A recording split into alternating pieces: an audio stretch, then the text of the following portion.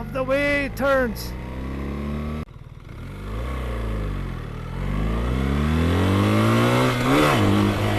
Oh wow, it just really.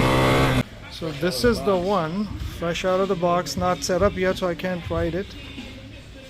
But this one, yes, they have to put the windshield and some of the other stuff. I actually like the white better than I thought. Yeah, it's really clean. Yeah. And this is the aluminum sheet. Oh, plastic.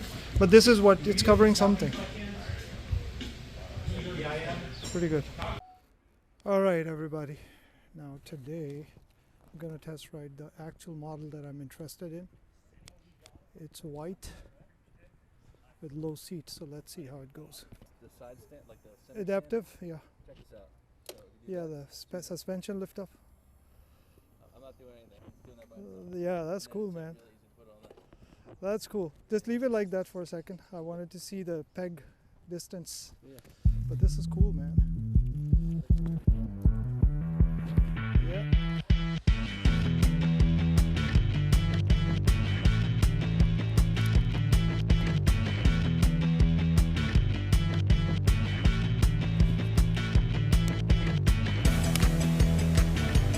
It is.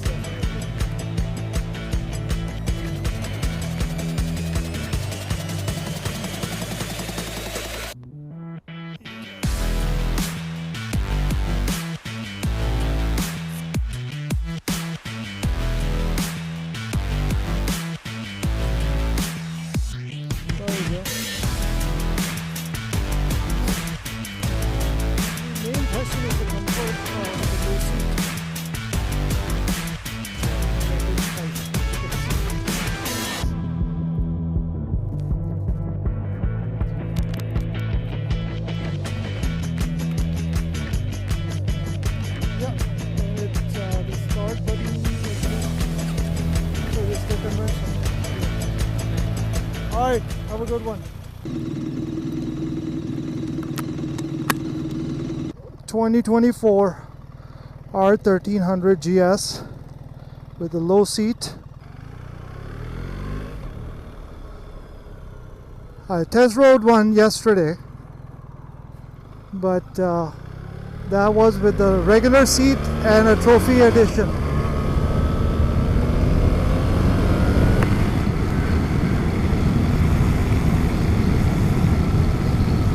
This low seat, for sure, the knees are at a little bit more bent angle because the distance to the pegs is the same. So I'm gonna check out if there's an option to go a little higher on the seat. Yeah, I keep saying this, I don't know how many times I've said it, that turning is pretty good, but the quick shifter jerk. This is an entertaining bike for sure. Despite the price, I think I still like it. So fourth gear, 35 miles an hour, and I can just roll the throttle. It is very relaxed. Yesterday I was obviously noticing the performance aspects. Now today, because this is the model I'm interested in, oh my god, just third gear. You really, this one rides a lot better for some reason, a lot sportier. Maybe it was the Enduro package that I had yesterday, which was making a difference. This has different tires and obviously a Enduro suspension. That's probably adding to the fun.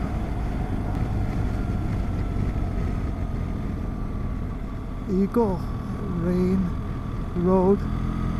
Okay, let me keep it in the road mode for a while.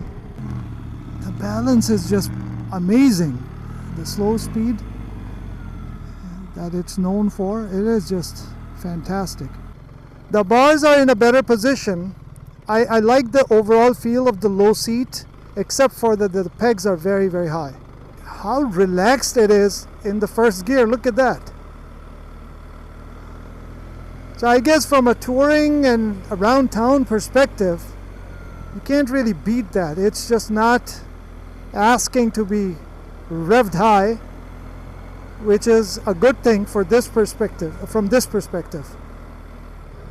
That you can just put it in one gear and roll on. And the fact that, you know, it's quite well balanced at slow speeds. You don't have to put your foot down. This is the only difference and bad part, that the quick shifter just jerks so much. At least from first to second, and sometimes second to third too. Okay, so the trick seems to be that if you have the throttle open, then the quick shifter is not as jerky. But if you do it the conventional way, by letting go of the throttle, then they feel jerkier. So, and I like the fact that it likes to stay relaxed, so you can really enjoy the scenery more than compared to the XR. Because of the low seat, the benefit is that the bars are closer to me now, even though they're at the same setting as the Enduro package. But the Enduro package seat was so high that I had to lean forward to reach out the bars. There was a little bit of a reach. The fact that I don't have to really downshift it,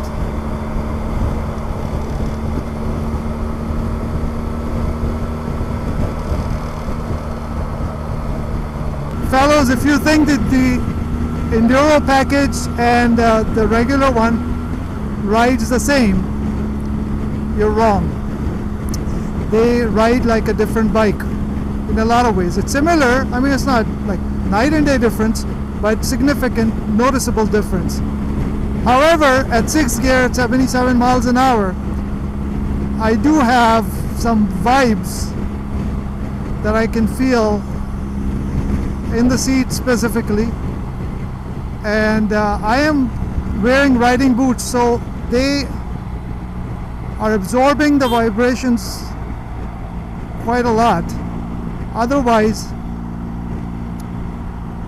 the pegs are also, I can feel a little vibe now that I've dropped the RPM. Okay, 670 miles an hour.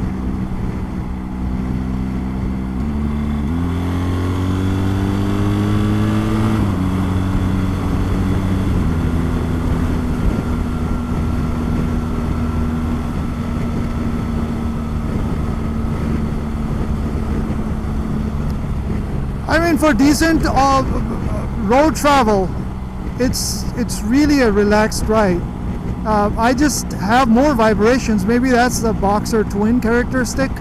And people say that this is the smoothest, one of the smoothest bikes. So that's the part I'm missing a little on. That if this is the smoothest bike, I wonder what a non-smooth bike would be, or a rougher bike would be. Because even my XR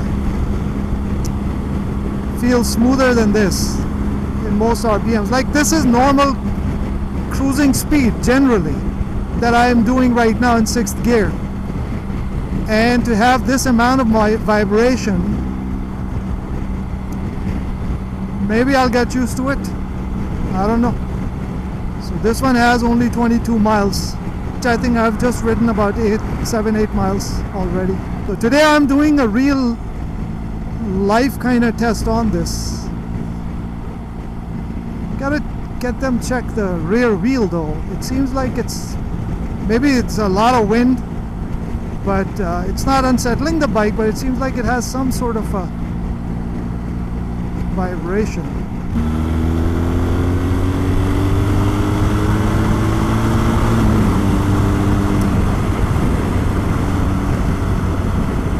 I don't think you need any more than this. So performance-wise, acceleration-wise, this one gets the nod for sure. I will probably put my wind shield deflector on top of this. Otherwise, and then there's no dive, so it's a little bit unsettling at first if you're not used to it. I mean, it's supposed to keep the bike settled, but if you're not used to it, it could be a little different sensation that you expect the bike to dive a little bit when you apply the brakes. In this case, it just doesn't.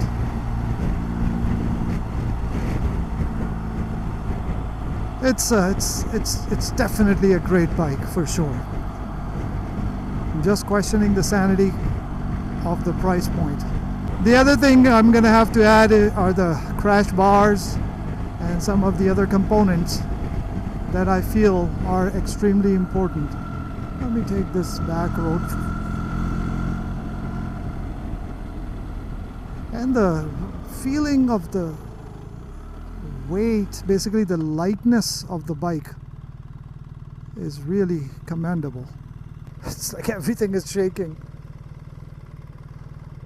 at the idle because of those boxer twin vibrations. I'm not sure if once it's out of the running period it will smooth out a little.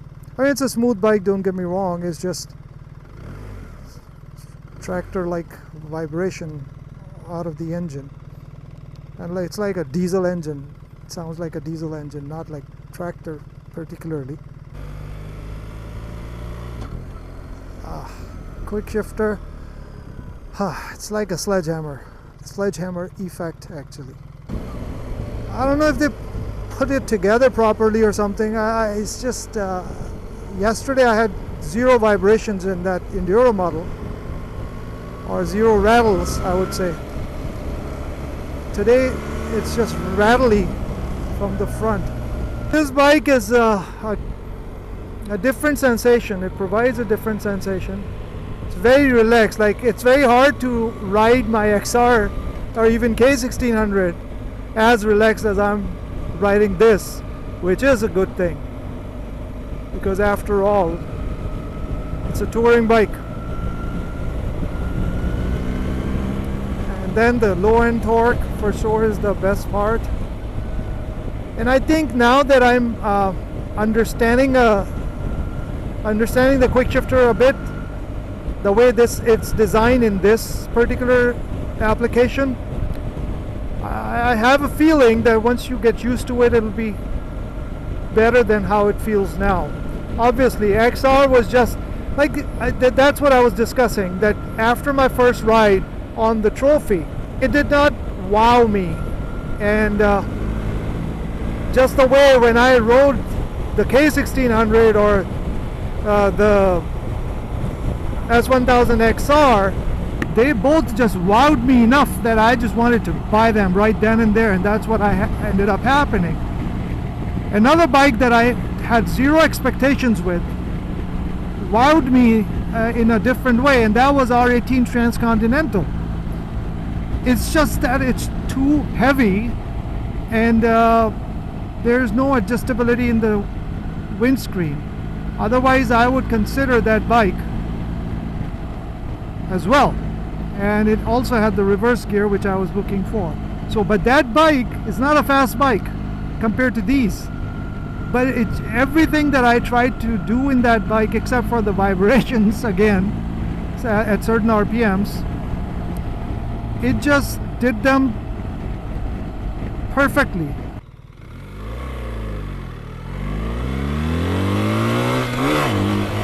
Oh wow, it just wheelied without me doing anything or even trying because of the low end grunt. So you gotta be careful about rolling the throttle too aggressively. This bike has so many faces, and it's just a different riding style that you need to adapt to it accordingly. My seat is really baking hot at this point, but that's the thing. In order for me to try to figure that out right now, how to reduce it, it's going to take some getting used to. Everything's working well, by the way. I don't mean to complain about that. It's just everything is different. You just need to know that it's a different bike. Oh, I didn't check the adaptive cruise control, but I should have checked that. I'm sure it works well. I can stand up pretty good on this. I may have to get the handlebar risers, but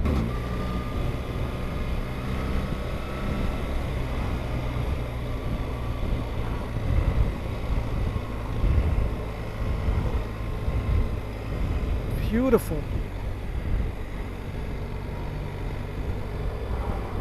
Yeah, I can certainly own this bike. With a few caveats. I can certainly own this. The character of the engine I'm still getting used to. And it's not the first time I'm riding a Boxer twin. But the expectations that they have raised, or the hype they have created along the smoothness and this and that, I mean, this is probably the most advanced Boxer twin. Gonna take a lot of getting used to.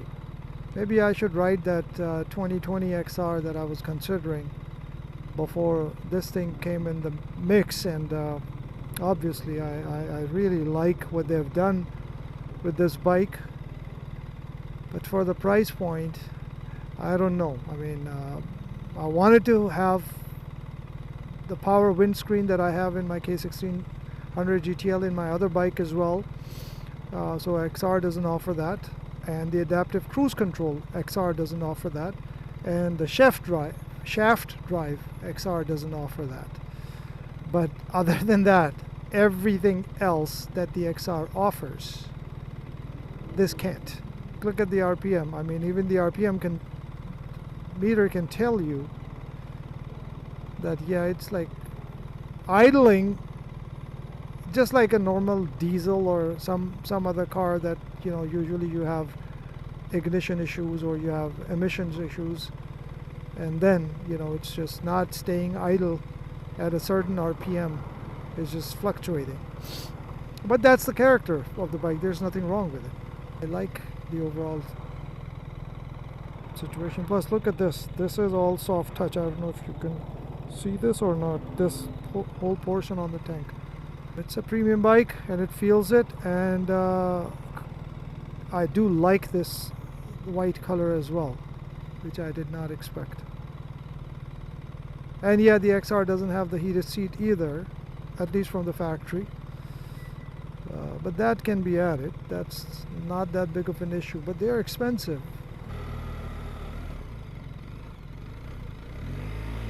Alright, so let's see